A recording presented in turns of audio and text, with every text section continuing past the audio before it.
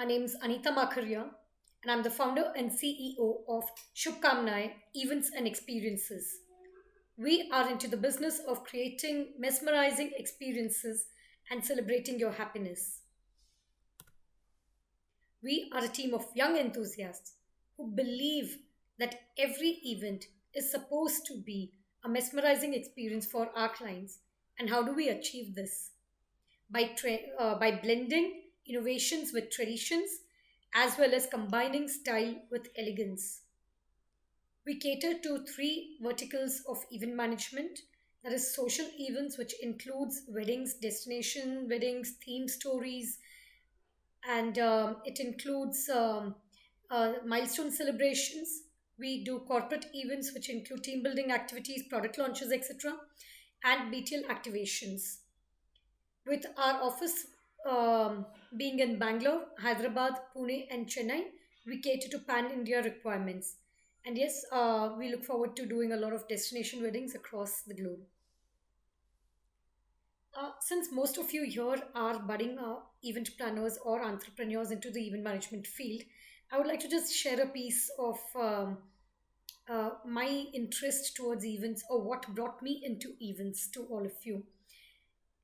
Events is something which needs a lot of passion. You need to be very passionate about what you do. That holds good for any field or that you're taking forward, which you're going to choose or which you're looking forward to be a part of. But of course, when it comes to event management, it is very much different because somebody's special days are dependent on you.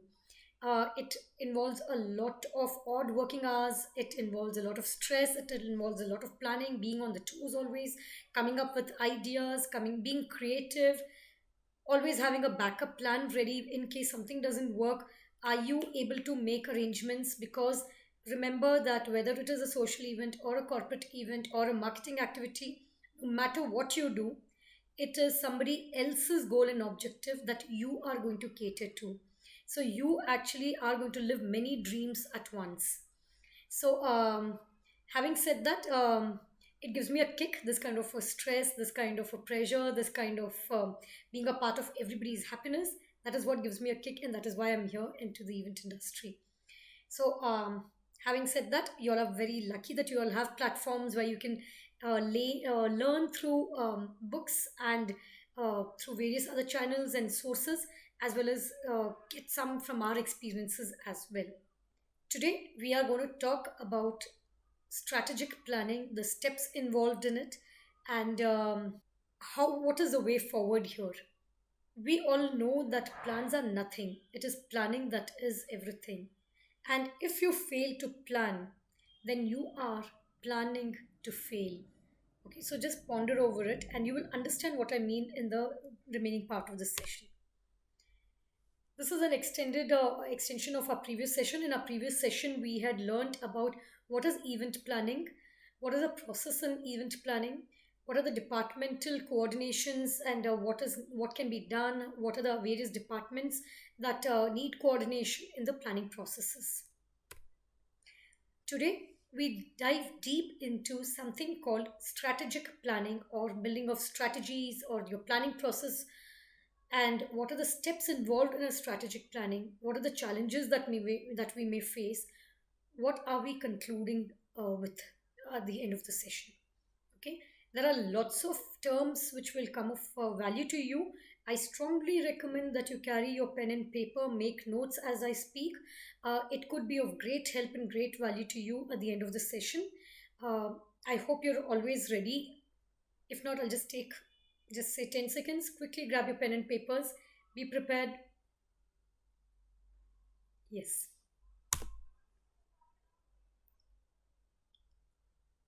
Would you actually get into a car if you don't know where you're going? How much sense does it make?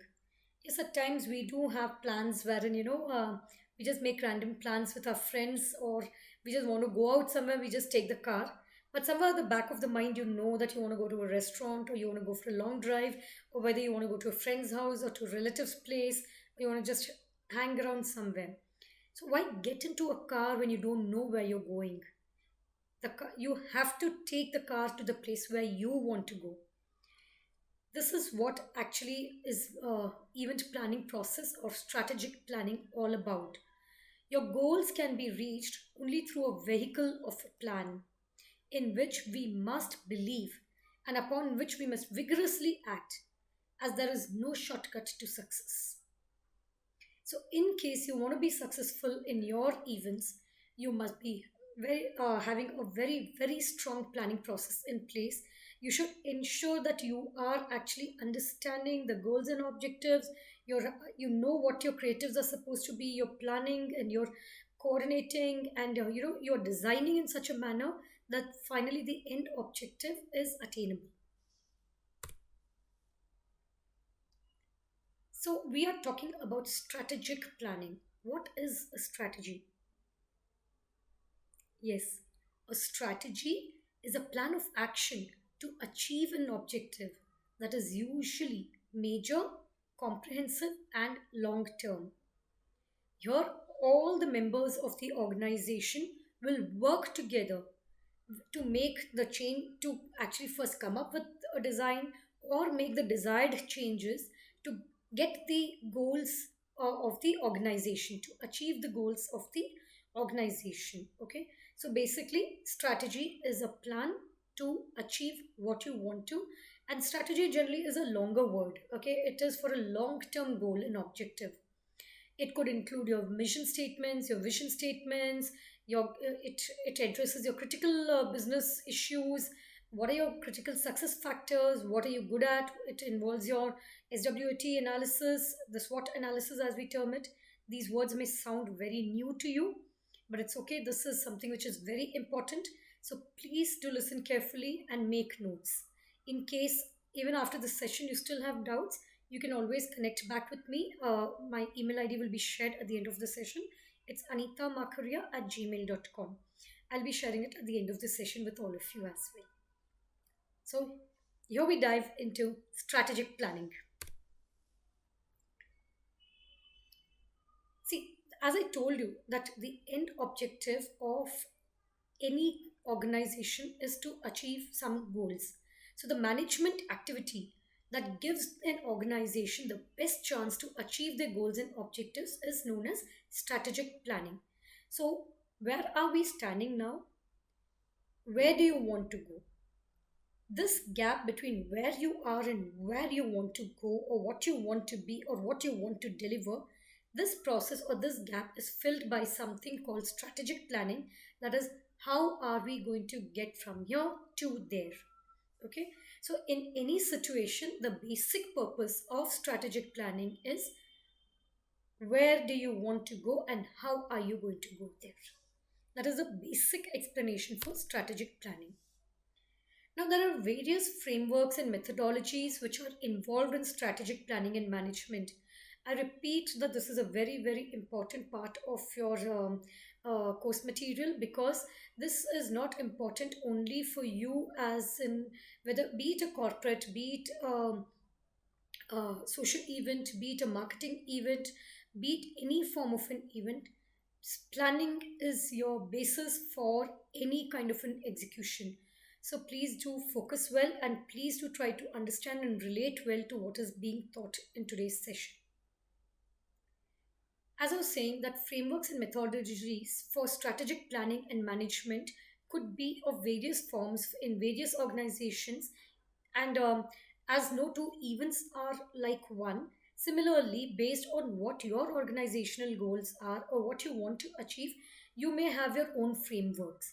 But the basics of this is a 4 point, wherein first you analyze or assess, or you come up with an understanding of the current and internal and the external environments, and you develop on it. Okay, so what do you mean by internal environments and what are your external environments? Internal apartments are your strengths, your capabilities. It is about your departments. Okay, when you talk about external environment, what could be your external environments? Yes, external environments could include your client's aspirational goals. It could, if I have to put it in other words, it could involve your vendors. Okay. Second point is strategy formulation, where high level strategy is developed and a basic organizational level strategic plan is documented. Okay, so this is where first you're analyzing and assessing the situations, and then you're coming with a basic plan. Okay, in the basic plan, you're actually, what could be your basic organizational plan? What, that's your first level of strategies. Once your strategies are in place, you are actually brainstorming on them, and then you come up with something called a strategy execution. Okay, where this plan is now translated at an operational levels, okay, with action items. So first was analysis and assessments of the situations or your goals and objectives. Second is strategy formulations and designings. Third is your execution, strategy execution. Final point comes your evaluation. That is your sustainment, your management phase, where ongoing refinement and evaluation of performances, communications, data reporting, the culture, other strategic management issues may occur here. So, first you are actually assessing or analyzing the external and internal environments. You are formulating a strategy at a basic levels. You are finally executing the strategy which was first made. You are evaluating and understanding what went wrong, what went right, what works best, where can you improve, what's the feedback, what are the management issues that came up, and then you are remodeling yourself again if need be. Got it? What are the steps involved in strategic planning? See, a vision without a strategy remains an illusion. Okay, now you know you are dreaming big. But if you don't know how to reach there and you don't plan and work accordingly, then that just remains a dream, right? It's not converting into a reality. So the basic strategy planning is, if I can put it, it is a cycle. You know, you are creating a SWOT analysis. We will be coming to what is SWOT analysis. That's your strength, weaknesses, your objectives, or your threats. Okay. Then you are formulating a strategy. You're proposing missions, proposing your goals, examining your internal issues, external issues, and then again re-strategizing. So it is one ongoing circle. You must have heard me use the word vision quite a few times today. So, what exactly is a vision? Vision is a narration of a company's final objective or aspirations. So, that acts as a directing principle for an organization.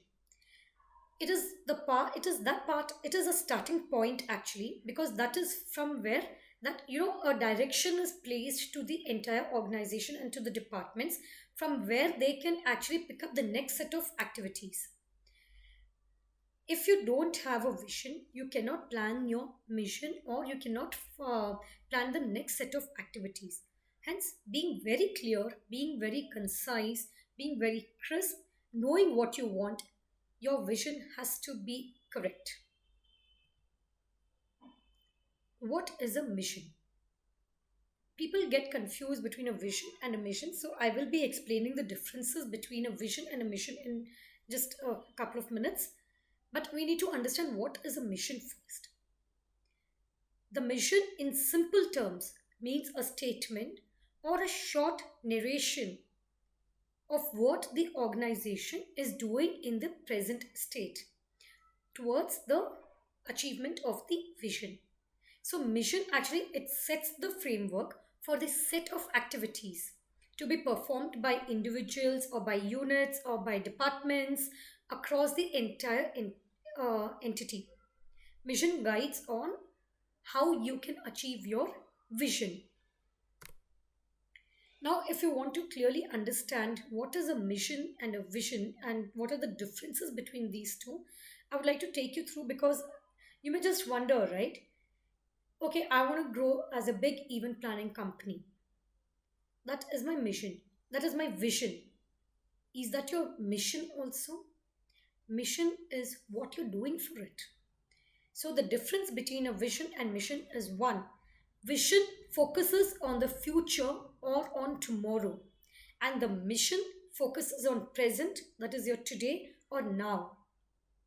Vision helps in understanding the ultimate goal and objective of an organization, whereas a mission helps you to recognize what an organization needs to do to achieve that particular goal. Vision promotes motivation and inspiration, whereas a mission encourages to keep a focus on the current state of affairs that are to be performed. Vision signifies the company's final destination. Mission is actually the journey. It denotes on how a company will reach out to that particular destination. Vision will not change so frequently as it is the company's final objective. The mission may change, taking into account the changing circumstances, or when you need to upgrade when something's not working as as you wanted it to. So maybe you'll just make the small interdepartmental changes or some changes in your strategies. So a mission still has scope of changing and adaptabilities. Okay, and vision has a long timeline because that is your final destination. Mission have shorter timelines and look forward to going step by step. Now, since you know what a vision and what a mission is, it's time for doing a short activity. You would want to start your own event management company. What would be your vision and mission statement? Okay.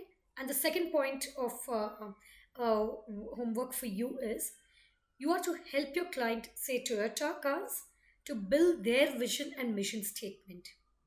What would be your suggestions to them? Interesting, right?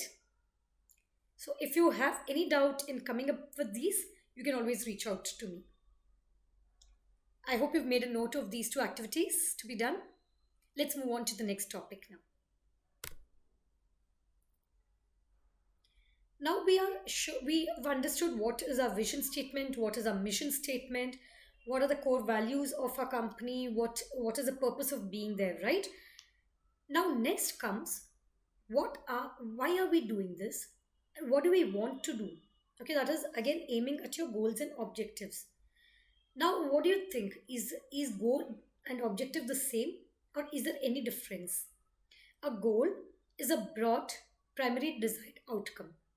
An objective is something which is measurable step to take to achieve a strategy that can get you to that goal. So like how you have a vision and a mission, you have a goal and an objective. I hope that is clear. So if you look at this particular picture, the vision and missions are very clearly set. Next, you have to decide what are your goals. Okay.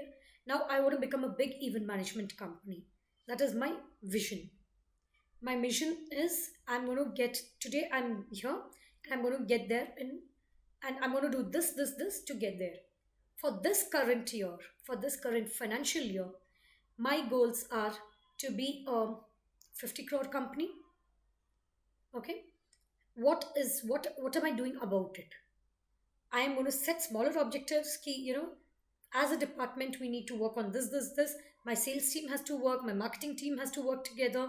My executions have to be very good so that, I get referrals over referrals and I get events over events so that that measurable quantity of that objective that I have, I can reach there, strategize in such a manner that it gets me to my goal there.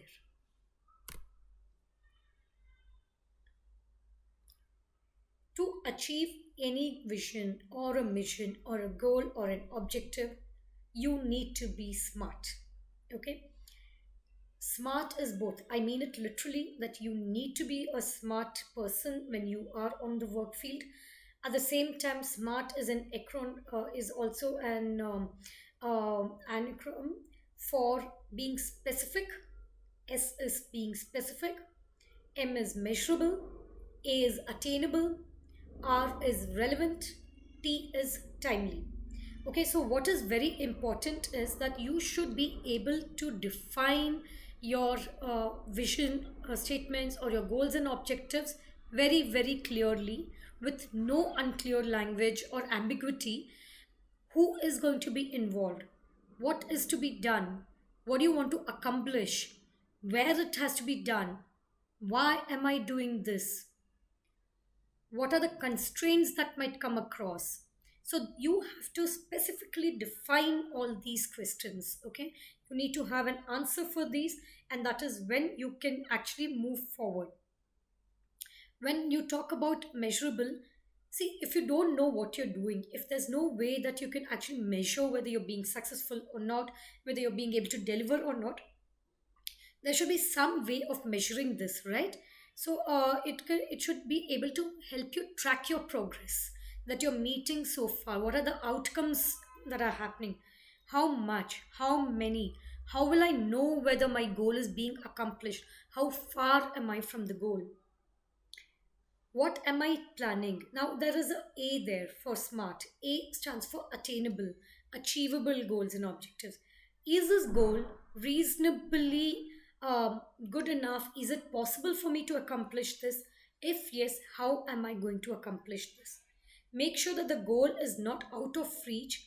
It shouldn't be too high a goal, over ambitious goals, or something which is completely low. I mean, you can actually do it, but just to just to satisfy your ego that I achieved a goal. Your goals should be as per your standards and what you are able to deliver.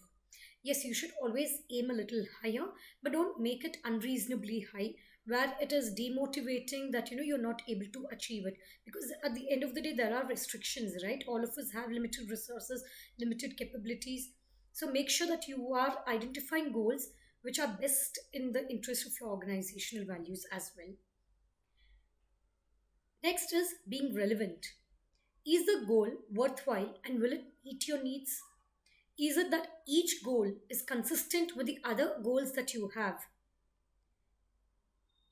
Is it properly established? Is your goal properly established, and does it fit into your immediate plans, or does it fit into your long term plans as well?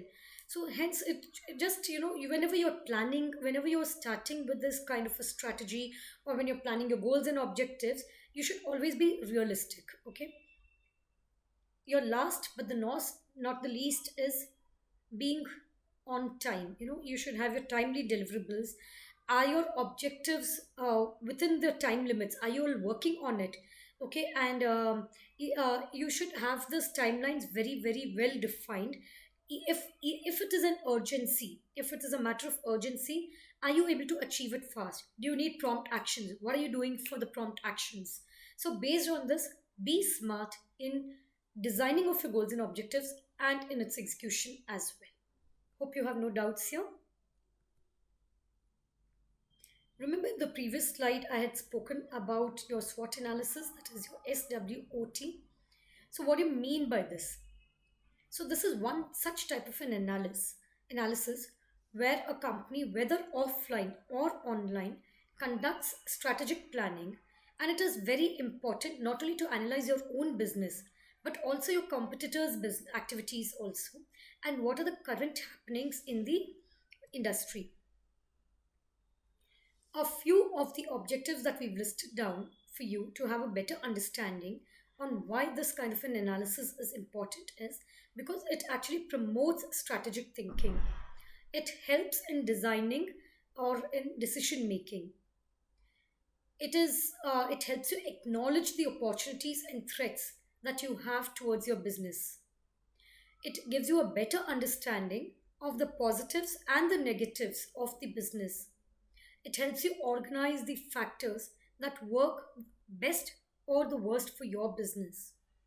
It helps in performing the pre crisis planning and preventive crisis management as well. So, when we are talking about SWOT analysis, we talk about strengths, we talk about weaknesses, we talk about opportunities in your objectives, we talk about the threats. What about your strengths? Okay, what are your what are the advantages that you have? Why should a client come to you? What is your USP, that is your unique selling point? What is it that you do better than anybody else? What is your unique or the lowest cost of resources that others don't have? What are your strengths according to your clients? Okay, that is what your strengths is all about. So you need to first actually understand, when you why are you better than the others? Why are you the best or the go-to person or the go-to agency or to go-to company for this particular event? Once, on one hand, when we have strengths, there are possibilities that we have our own set of weaknesses as well. And it is very necessary that you identify your weaknesses, because you cannot, you should not promote or promise anything which is not in your capacity. So what is it that you can still improve? What are your weak points? What are the point areas of improvement? I generally would not like to use negative words too much, so I'd rather say that what is your scope of improvement? Okay, you need to identify that and work on that. What is it that you should be avoiding?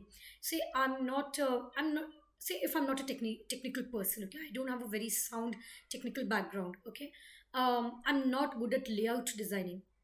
I am good at creating plants, or I'm good at creating something with flowers, and maybe I'm good at drapes, I'm good at colors, but I'm not good with the light and sound. So do you think I should be sitting with the light and sound box, or should I be focusing on what is my strength?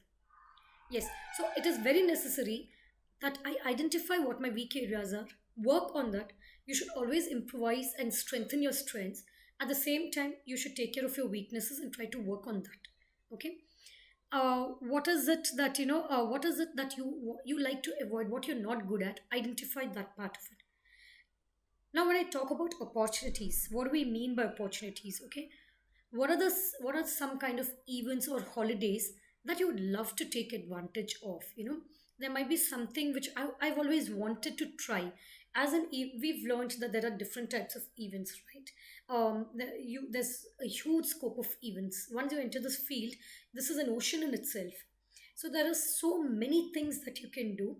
You might have started with a couple of things. Now, what are the other opportunities that you can grasp? What according to your strengths? Okay, what are the interesting trends that you are aware of? What are the opportunities for collaborations?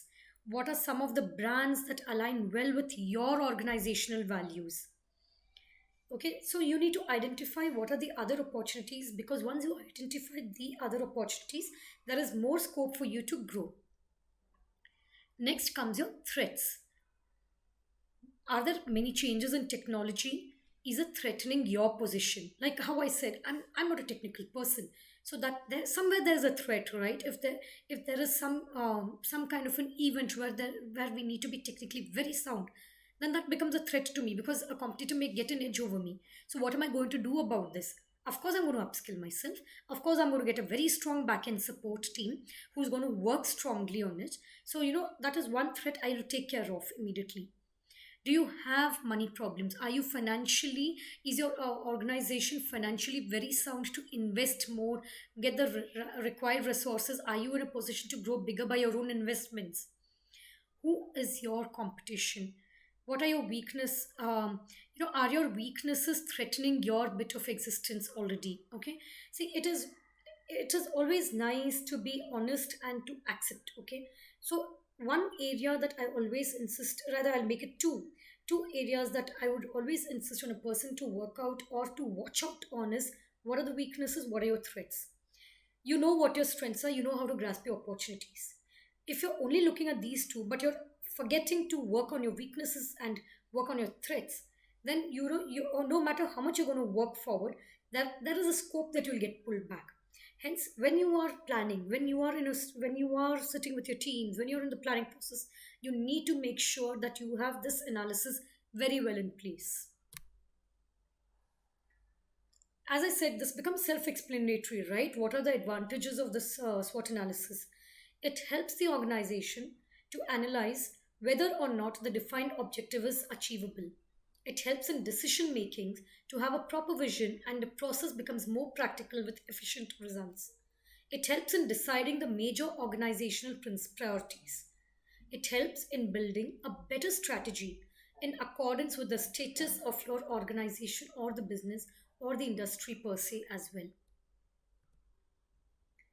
However, the limitations that may come across would be that it could lead to misinterpretation of your external and internal factors, okay, or your business surroundings.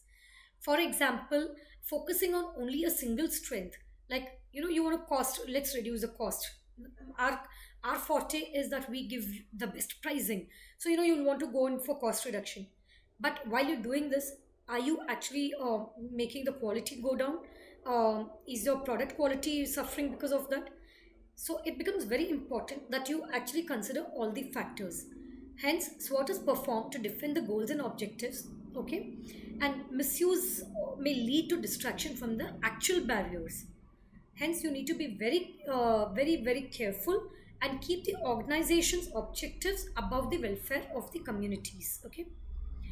If you keep, you need to keep the welfare of the community and the organizational objectives at par.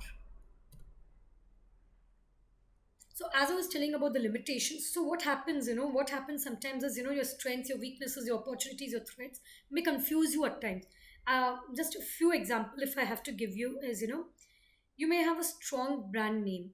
That could be a strength, but it could work negative for you as well. What are you doing about it? Are you able to maintain it? How good is your material management system? Okay. Uh, what are your human competency skills? If I talk about weaknesses, do you have your, are you a high cost structure? Are you, or do you have obsolete or narrow product lines? Are you working on this?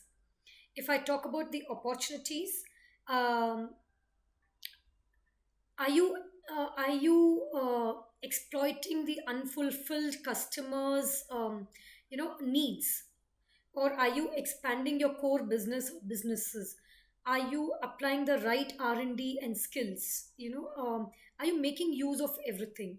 When you talk about the threat possibilities, it could be, are you worried about the increase in labor costs or your domestic competitions? What are you doing about your trade barriers? What are the trade barriers becoming a threat to you? What are the new regulations? Are you able to be compliant with your new regulations? What are the changes in consumer tastes, in their behaviors? What are the new forms or the new norms of your industries? Are you able to take care of all these? Hence, what happens is, many times your SWOT analysis becomes very circumstantial. So you need to sit back and rework on this. I would like to just conclude by saying that, SWOT analysis is very important because it comes up with huge insights of your own business, of your own teams. You get to know of your strengths and weaknesses, okay? And that is when you, as a management industry or a business, it can help you increase your efficiencies and your organizational effectiveness. Hence, you need to actually be very careful in this analysis and make a report accordingly and work on that particular report. Activity time. You want to launch a new cell phone in the market. Please make a SWOT analysis report on this. What are the challenges that as an organization you may face? We had spoken about SWOT analysis, we had spoken about being smart. So now, when you have to launch a new product in the market, what is it that you will suggest best to the client? Just try to work on this. In case you have any doubts, you can always reach out to me. You can write to me at anitamarkaria@gmail.com. Thank you so very much for listening so patiently, and I hope this has added value to you all. Thank you so very much, and Shubkamne for all the days to come.